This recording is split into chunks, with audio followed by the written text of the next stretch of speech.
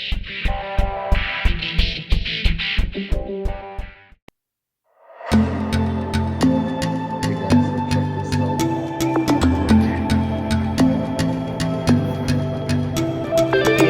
we have all the rats switched over.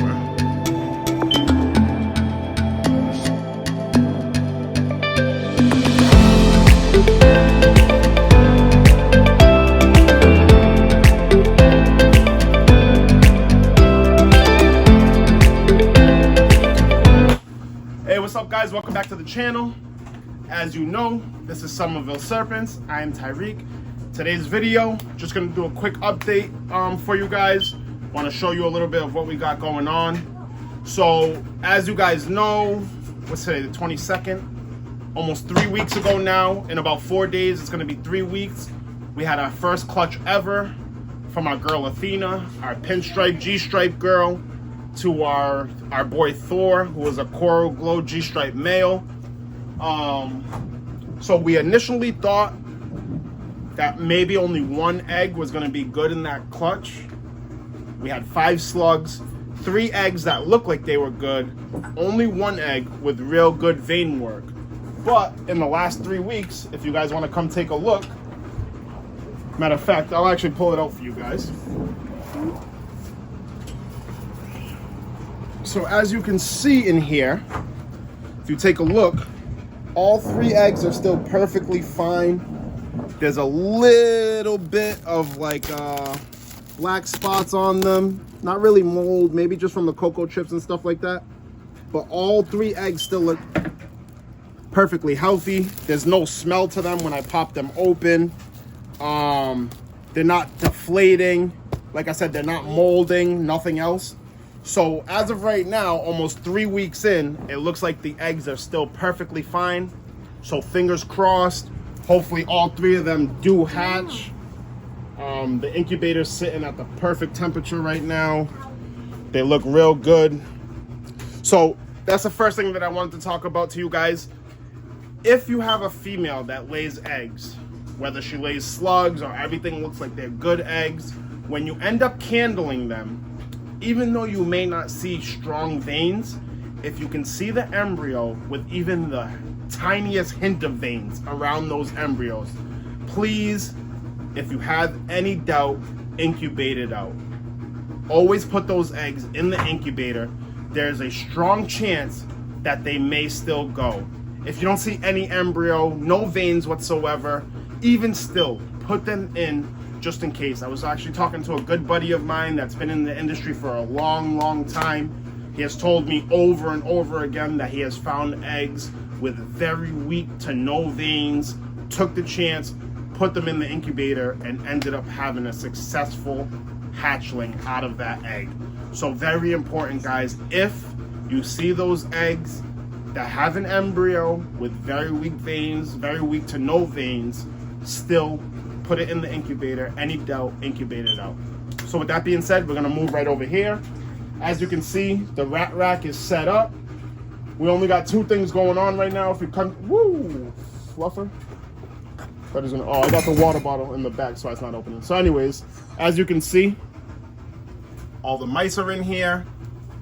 We got these little guys for our boy Tut right now. Ever since the breeding season started, he stopped eating. We got the mice to feed to him, and then obviously hatchlings, once they reach a certain size, we'll feed the hatchlings the mice until they get to rats. So we got that. And then down here, as you can see, we got the ASFs. We only had 14 babies before. I don't know if you guys can see in here. There's a lot more than 14 now. So if you take a look, all underneath here, there's maybe another like 16 to 18 of these little pinkies and little fuzzies, plus the original 14 that we did the video on from the first mother that laid. So we've got a bunch of ASFs here of different sizes and stuff like that. From adults, obviously, to some that are like 3-4 weeks old, some that are 2 weeks old, some that are just born. So we're growing our ASF collection. Everything's looking good here. So yeah, rat rack all set up. Eggs still going strong after 3 weeks. And if you give me a second, we're gonna jump right upstairs so I can give you an update on the girls. All right, guys, welcome back. So real quick, I just want to give you guys an update on where we're at this season. So as you can see, we've changed things up a little bit.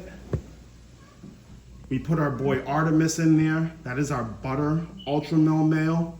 If you look at his tail over here on this end, you can see him pressing up against her.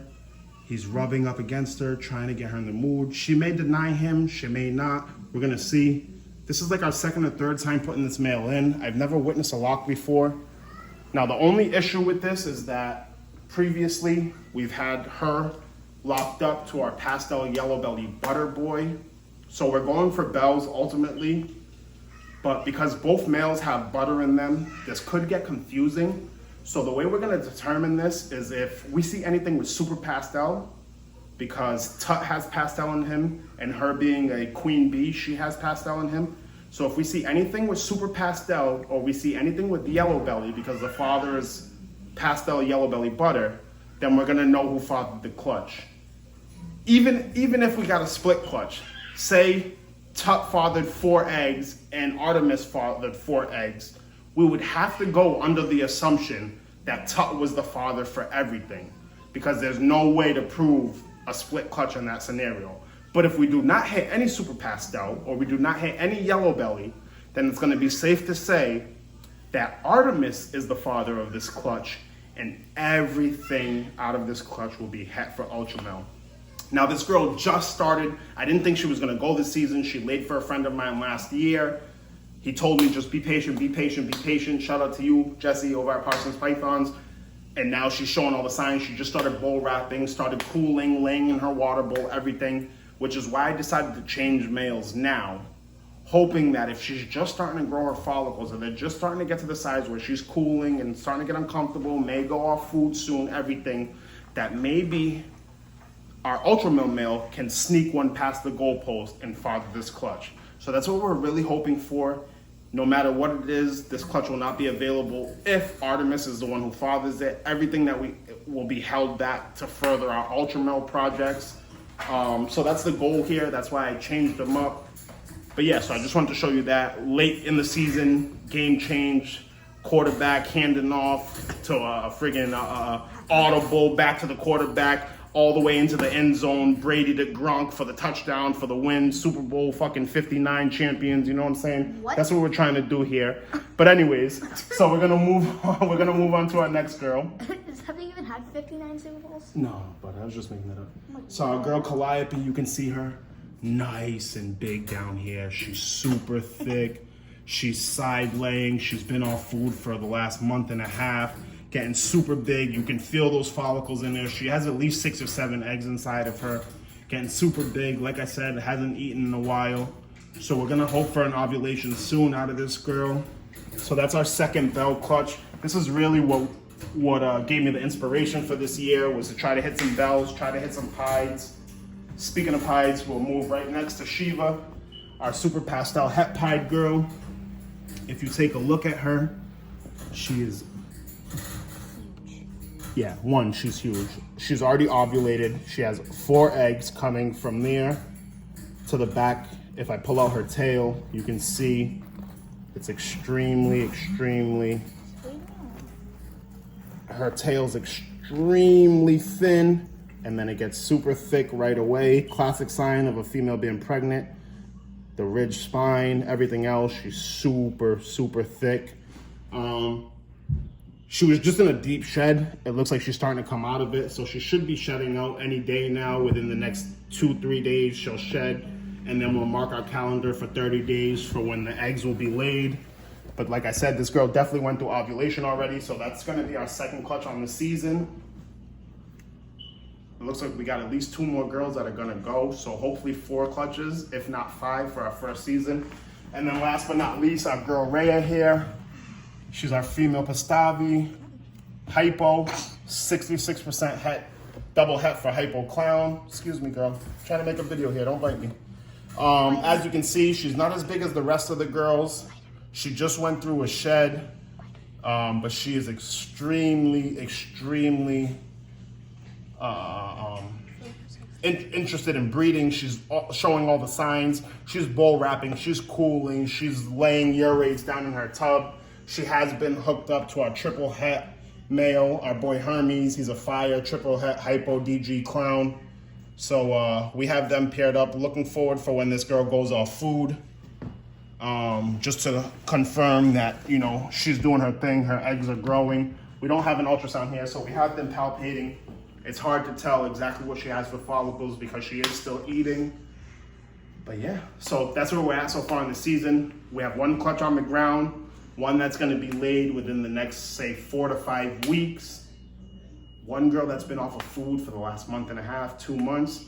One girl that's showing all the signs, getting ready to go, getting real big. Even I palpated her the other day and I could feel at least 6, 7 eggs in her as well. You can feel those follicles growing, even though she's still on food too. They're a lot bigger right now than the other girls, so they're very pronounced. You can feel them. So it's looking like we're gonna have at least 4 or 5 clutches for our first year, which I'm ecstatic about. I really am excited about the Hypo DG Clown clutch. If we can prove her out and get those triple, fingers crossed, it's like a 1 in 128 or 1 in 168 odds to hit the all gene animal, the Pastel Mojave Fire Hypo DG Clown if she does prove out. But even if I hit, I don't care if I hit a Hypo DG, a DG Clown, even if I hit one of each, 1 Hypo, 1 DG, 1 Clown, just to prove her out, I will be ecstatic. Anything I get out of that clutch, really. But anyways, yeah, so with that being said, just wanted to give you guys a quick update. I appreciate you guys watching the video. You guys know what to do. With that being said, peace, love, and blessings from my family to yours. Have a great night.